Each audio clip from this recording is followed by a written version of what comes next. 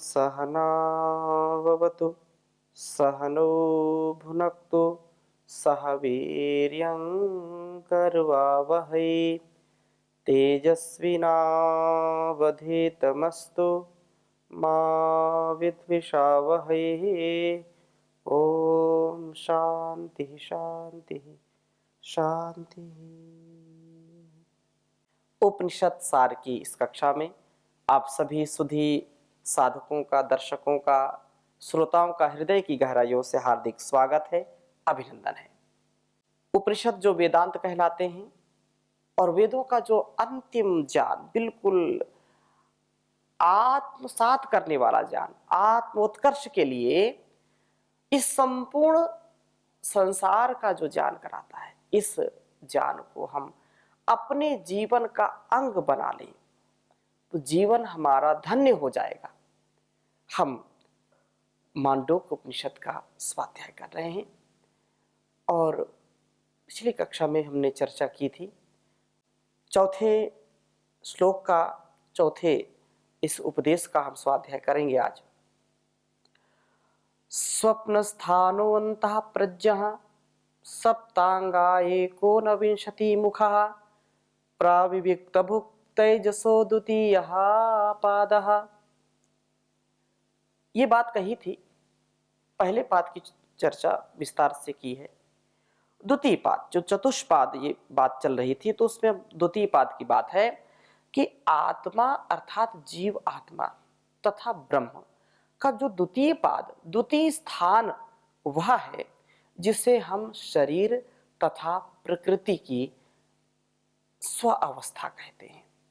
शरीर की जो स्वप्न अवस्था है, इस स्वप्न अवस्था तभी होती है जब जीवात्मा जागृत स्थान से हटकर वहां क्रिया, फंक्शन न करके स्वप्न स्थान में क्रिया से हटकर वहां क्रिया करता है, अर्थात वहां क्रियाशील हो जाता है। शरीर की जब स्वप्न अवस्था होती है तब जीवात्मा का स्वप्न स्थान होता है। उस समय जीवात्मा बहिप्रज्ञ से हट करके अंतः प्रज्ञ हो जाता है।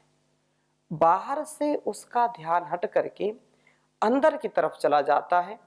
बहिप्रज्ञावस्था में वह अपने सप्तांग शरीर से सिर, आंख, कान, वाणी, फेफड़े, हृदय, पांव से और एकोनविंशति मुख से भोग के साधन। एकोनविंशति मुख क्या है?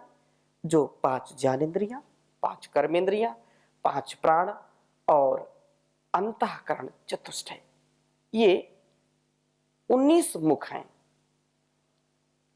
तो इस प्रकार से ये 19 मुख जो बने होते हैं, इन उपकरणों से संसार का वह भोग करता है। स्वप्न अवस्था में, अंतः प्रज्ञावस्था में भी उसके सप्तांग शरीर तथा एकोनविंशति मुख बने रहते हैं। भेद इतना आ जाता है कि वहां जहां जागृत स्थान में बैठ करके जीवात्मा स्थूल शरीर से और स्थूल इंद्रियों से भोग करता है, वहां स्वप्न स्थान में आकर के सूक्ष्म शरीर से, सूक्ष्म जो है शरीर की इंद्रियों से भोग करता है। यह भोग स्थूल जगत का भोग नहीं, विचारमय जगत का भोग होता है।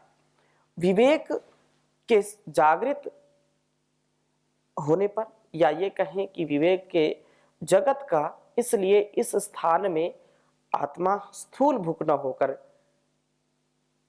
प्रविविक्त भूख कहलाता है। इस अवस्था में बाह्य संसार विचार के संसार में आ बैठता है। जैसे जागृत स्थान में जीवात्मा का शरीर वैश्वानर है, भिन्न भिन्न नहीं, या भिन्न भिन्न नरों के शरीर ही आत्मा के शरीर है। वैसे स्वप्न स्थान में जीवात्मा का शरीर तेजस है, तेज से बना हुआ है। जीवात्मा का जागृत स्थान में स्थूल शरीर है और इसे वैश्वानर कहते हैं। जीवात्मा का जागृत स्थान में यह जो वैश्वानर है स्वप्न स्थान में सूक्ष्म शरीर, और इसे तेजस कहते हैं। तेजस जो इसलिए इसको कहते हैं क्योंकि शरीर जब सो जाता है, स्वप्न अवस्था में चला जाता है, तब जीवात्मा का यथार्थ तेजोमय रूप जो शरीर के अंधकारमय आवरण को ढक लेता है या ढका हुआ होता है, तो वह चमक उठता है इस तेजस से। सुषुप्त स्थान में जीवात्मा का कारण शरीर है, इसे प्राज्ञ कहते हैं। और इसे प्राज्ञ क्यों कहा जाता है, इसका आगे वर्णन आएगा। वास्तव में यह शरीर जीवात्मा के नहीं है, इन शरीरों में क्रिया करने के कारण ये उसके शरीर कहलाते हैं। जब जीवात्मा इन तीनों से हट करके या हट जाता है, तब वह अपने शुद्ध स्वरूप में आ जाता है, वह उसका तुरीय स्थान होता है। जैसे जीवात्मा का जागृत स्थान से हट जाने पर स्वप्न स्थान है, वैसे ही ब्रह्म का कार्य रूप सृष्टि से हट करके कारण रूप सृष्टि में क्रिया करते समय स्वप्न स्थान है। जब ब्रह्म स्वप्न स्थान में होता है, तब संपूर्ण स्थूल सृष्टि सूक्ष्म रूप में उसके विचार में होती है। अग्नि, सूर्य, चंद्र, दिशाएं, वेद, वायु, विश्व, पृथ्वी, ये सातों अंग जैसे स्थूल जगत में ब्रह्म के अंग माने जाते हैं, वैसे बीज रूप में भी ब्रह्म के अंग माने जाते हैं या ब्रह्म के अंग बने होते हैं। और वह विवेक से में, विचार में इन अंगों द्वारा विश्व का उपभोग कर रहा होता है। जैसे मकान बनाने वाला मकान बनाने से पहले संपूर्ण रचना को मन में बना लेता है, कैसे बनाना है, कैसा इसका नक्शा खींचना है, वो बनाते हैं ना। बिना विचार किए तो कोई नहीं बनाता। मकान बनाएगा तो बताता है यहाँ पर जो है रसोई होगी, यहाँ पर अतिथियों का बैठने का होगा, यहाँ पर शयन का होगा, यहाँ पर गृहस्थी होगी, अलग अलग वो व्यवस्था करता है। ऐसे ही संपूर्ण जो मन में चलता रहता है, कितना ईंट पत्थर लगेगा, कितना, सब पूरा नक्शा आदि विचार करके मकान बनता है। मानो उसके मन में पूरा मकान बन गया होता है, उसको दिखाई पड़ता है। हम विचार करें कि हमको ऐसे ऐसे महल में रहना है, ऐसा ऐसा महल, अब विचार में तो महल बन गया। जो प्रत्यक्ष बना हो या ना बना हो, प्रत्यक्ष बना हो या ना बना हो, ऐसे तो महल बन ही गया। एक शेख चिल्ली की कथा है, पता है? हाँ?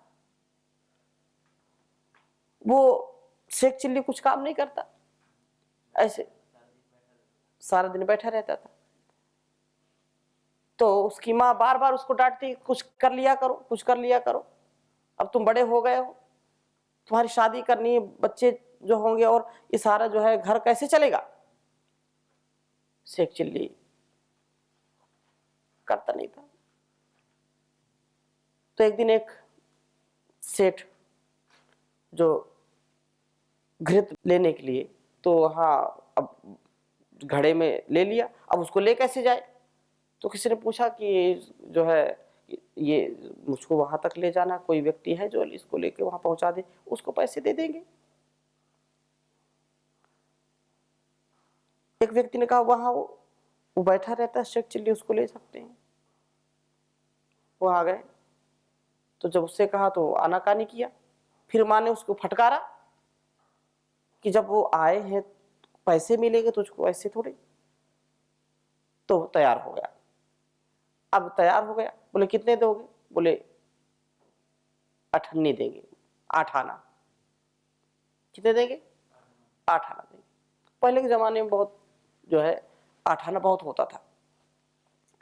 शेख चिल्ली ने ले लिया घड़ा और वो सर पर रखा और चल दिया। चल दिया तो मन में विचार क्या कर रहा है, जैसे यहाँ पर बताया कि वो तो भवन तो बन ही जाता है, वो विचार करने लगा, विचार के भवन बनाने लगा। ये 50 पैसे 8 आने मिलेंगे, 8 आने से एक बकरी खरीदूंगा, बकरी खरीदूंगा तो बकरी के बच्चे कच्चे होंगे और बकरियां बढ़ेंगी, तो जब 10 बकरियां हो जाएंगी उनको बेच करके एक भैंस खरीद लूंगा, तो भैंस के भी कच्चे बच्चे हो जाएंगे, तो उससे फिर डेयरी खोल लूंगा, उससे फिर जो है और भी आगे मैं व्यापार करूंगा।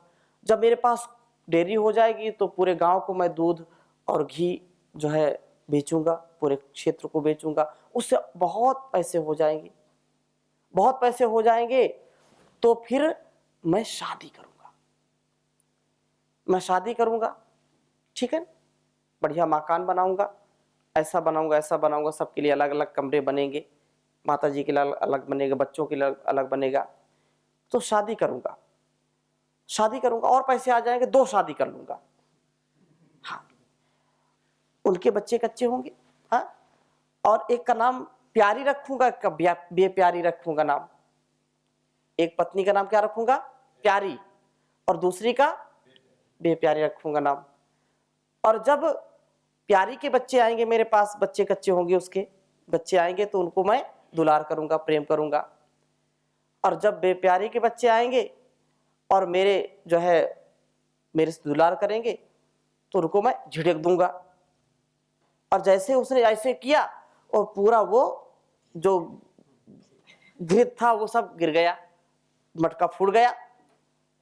अब मटका फूट गया तो मामला गड़बड़, उस बिल्कुल वो उस स्वप्न से बाहर आ गया, जो विचार के भवन खड़ा कर रहा था उससे बाहर आ गया। अब सेठ जी खूब नाराज हो गए, छाती पीटने लगे, तूने इतना मेरा घी जो है इतना मैंने कलेक्शन किया था, ले जा रहा था, और तू सब जो है मिट्टी में मिला दिया मेरा घी, और मिट्टी सब घी तो मिट्टी मिल गया। तो और वो खुद रोने लगा, शेख चिल्ली खुद रोने लगा। तो देख करके जो है उसको सेठ को आश्चर्य हुआ, भाई तू क्यों रो रहा है, तेरा क्या बिगड़ा है, मेरा तो जो है घी सब मिट्टी मिल गया। बोले सेठ जी मेरा तो पूरा बसा बसाया घर बिगड़ गया, मिट्टी में मिल गया, तो मुझको तो रोना ही पड़ेगा, ठीक है। तो ये जो बात है यहां पर, इसको समझना है। और इस प्रकार से जीवात्मा का जागृत स्थान से हट जाने पर स्वप्न स्थान में, जैसे लोग ऐसा कहा है मकान बनाने की बात, तो ये जो स्वप्न अवस्था है ये रचना धर्मिता की बात है, विवेक की बात है। मांडूक्योपनिषद 5 नंबर खोलो, मांडूक्योपनिषद 5वां। तो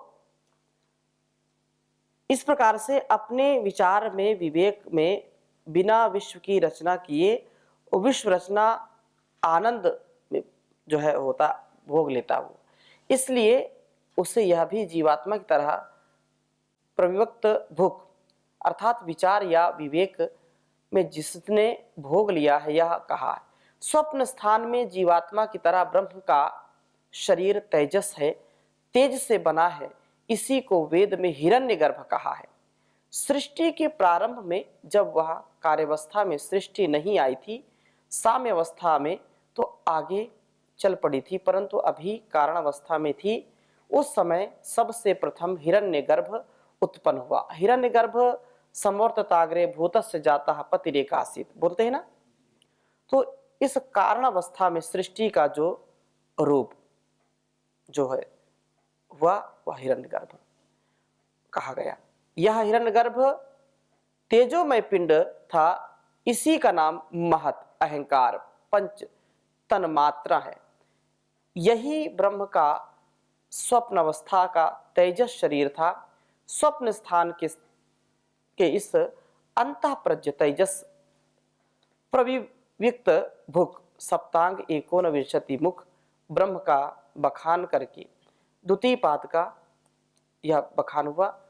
दूसरे चतुर्थांश का वर्णन है। चतुर्थांश तो पांचवें में कहा यत्र सुप्तो न कंचन कामम कामयते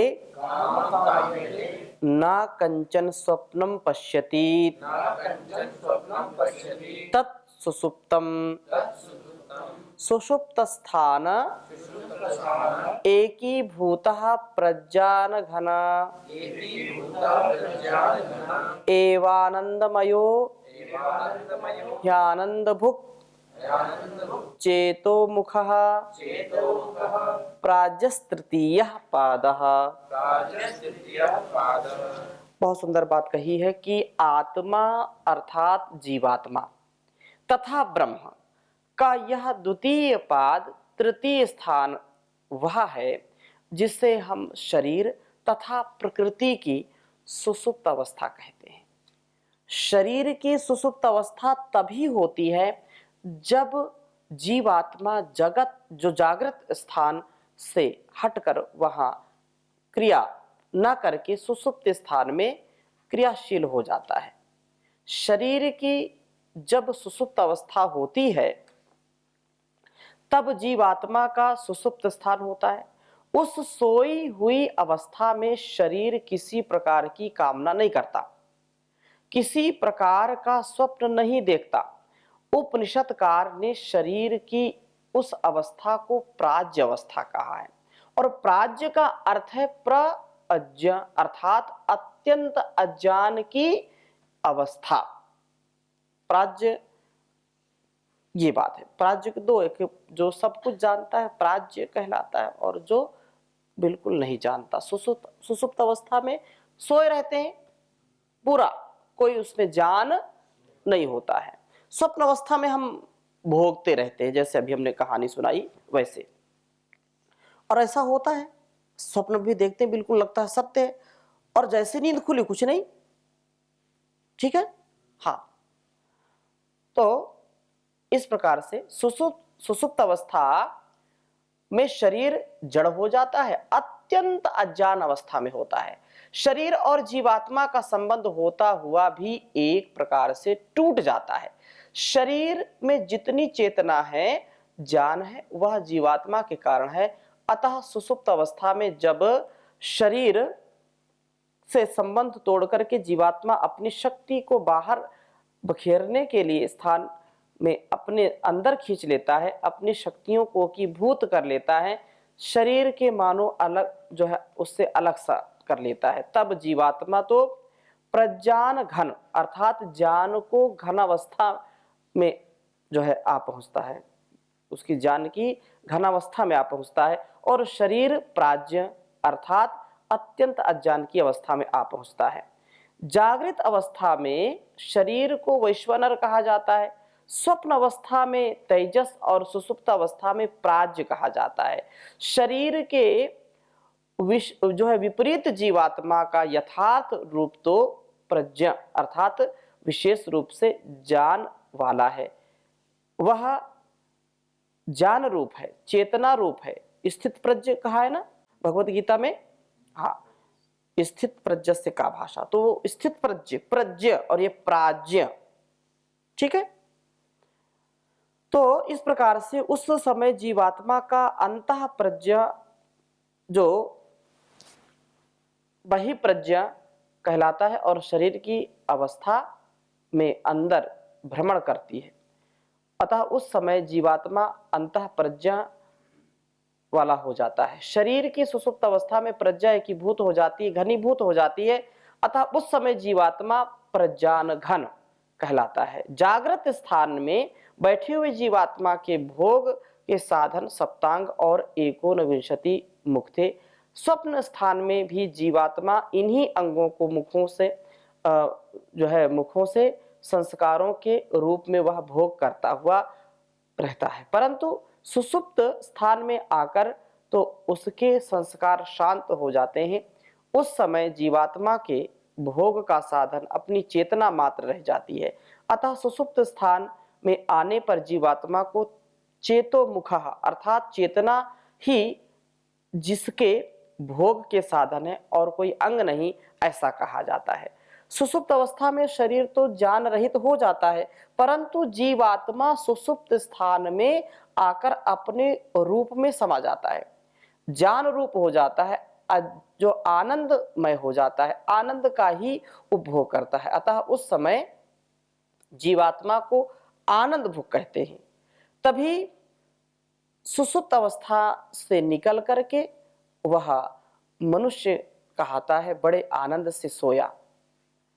वो मनुष्य क्या कहता है, सुबह बड़े आनंद में सोया, क्योंकि उससे वो बिल्कुल अलग होकर के आनंदमय स्थिति में रहा। समाधि की स्थिति और सोने की स्थिति सेम होती है, लेकिन इसका मतलब तुम इसका गलत अर्थ मत लगाना कि चलो आप समाधि में जाते हैं और सो गए, बिल्कुल हम समाधि में थे, ठीक है ना, ऐसा नहीं हो। तो आनंद की प्राप्ति वो करता है और उसी का जो है वो बोलता है कि मैं अच्छे से सोया। शरीर की सुषुप्त अवस्था में जीवात्मा की जो जागृत जो है चीज है, अर्थात जो आत्म जीवात्मा को आनंद प्राप्त होता है, उसी का जागने पर मनुष्य का स्मरण सा करता है और आनंदमय निद्रा तो कभी आई ही नहीं। यह आनंद कौन सा है? जीव ने सुसुप्ति में कोई काम तो किया नहीं, कोई भोग तो किया नहीं, जिसे स्मरण करके यह कह रहा हो कि आनंद से युक्त हो गया। जीव ने सुसुप्ति में कोई काम तो नहीं किया था। हाँ, शरीर की सुसुप्त अवस्था में एक बात हुई कि जीवात्मा का शरीर से संबंध छूट गया। शरीर ही नहीं, मन से भी संबंध छूट गया। शरीर तथा मन से जो संबंध छूटा, उस समय यह अपने आप में अपने रूप में आया। उसी अपनेपन का स्मरण करके वह आनंद का अनुभव करता है, ठीक है ना। शरीर के साथ संबंध जोड़ने में जो सुख दुख होता है, वह शरीर का सुख दुख है, जीवात्मा का अपना नहीं। शरीर से संबंध छूटने में केवल सुख ही सुख है, वह जीवात्मा अपने स्वरूप में आने का सुख जागने पर उसी को स्मरण करता है। जीवात्मा की तरह ब्रह्म भी इन तीन स्थानों में समय समय पर जो है समय समय पर किया हुआ फंक्शन जो करता है, रची हुई सृष्टि उसकी जागृत स्थान, उसका जागृत स्थान है। जब वो सृष्टि रचना करता है तो उस परमात्मा की क्या स्थिति है? जागृत स्थिति है। और सृष्टि रचना का संपूर्ण आयोजन उसका स्वप्न स्थान है। उसका जो आयोजन है वो क्या है? स्वप्न स्थान है। और जब ब्रह्म सृष्टि में अपनी रचना रूप शक्ति को खींच लेता है तो प्रलय अवस्था उसकी सुसुप्ति स्थान है। क्या है वह? सुसुप्ति स्थान है। स्थूल सृष्टि, सूक्ष्म सृष्टि, प्रलय, ये तीनों प्रकृति की जागृत अवस्था, स्वप्न अवस्था, सुसुप्त अवस्था है। प्रकृति की तीनों अवस्थाओं में ब्रह्म अपनी स्वाभाविकी ज्ञान बल क्रिया से कार्य करता है। जब प्रकृति की जागृत अवस्था में वह कार्य करता है तब ब्रह्म का जागृत स्थान है। जब प्रकृति की स्वप्न अवस्था में वह कार्य करता है तब ब्रह्म का स्वप्न स्थान है। जब प्रकृति की सुसुप्त अवस्था में वह कार्य करता है तब वह सुसुप्त अवस्था, सुसुप्त स्थान है। ये तीनों उसके सगुण रूप है। और जब हम उसके उस रूप का ध्यान करते हैं जो प्रकृति की तीनों अवस्थाओं से पृथक है, चतुष्पाद जो कहा है, तो उसका चतुर्थ रूप है तुरीय रूप, निर्गुण रूप। जैसे जीवात्मा प्रज्ञ तथा प्रज्ञान घन है, शरीर प्राज्य है, वैसे ब्रह्म भी प्रज्ञ तथा प्रज्ञान घन है, प्रकृति प्राज्य है। प्रकृति भी सुसुप्त अवस्था के जो है मनुष्य शरीर की तरह ज्ञान अर्थात चेतना से रहित है। ज्ञान में और चेतना में आधारभूत कोई भेद नहीं। ज्ञान जब क्रिया करने लगता है, प्रकट होने लगता है, तब वह चेतना कहलाता है। और चेतनाहीन होने का ज्ञान अवस्था अनुभव न होना, तो यह जीवात्मा तथा ब्रह्म ये दोनों प्रज्ञ अर्थात ज्ञान वाले हैं, अर्थात चेतना वाले हैं। शरीर तथा प्रकृति ये दोनों प्राज्य हैं, इनमें कोई ज्ञान नहीं है, अर्थात चेतना वाले नहीं। सुसुप्ति स्थान में आकर ब्रह्म अपने प्रज्ञान घन अर्थात घनीभूत चेतना के रूप में अर्थात चेतोमुख रूप में आ जाता है। वही प्रज्ञ से अंतः प्रज्ञ और अंतः प्रज्ञ से प्रज्ञान घन रूप में एकीभूत हो जाता है। उस स्थान पर वह आनंदमय होता है, आनंद का ही भोग करता है, आनंद भुक हो जाता है। सुषुप्त स्थान के इस एकीभूत प्रज्ञान घन चेतोमुख आनंदमय आनंद भुक ब्रह्म की बखान जो है ब्रह्म का बखान उसके तृतीय पाद का तीसरे चतुर्थांश का वर्णन है। अब आगे और चर्चा करेंगे, यहीं पर अभी विराम लेते हैं। ओम शांति शांति शांति।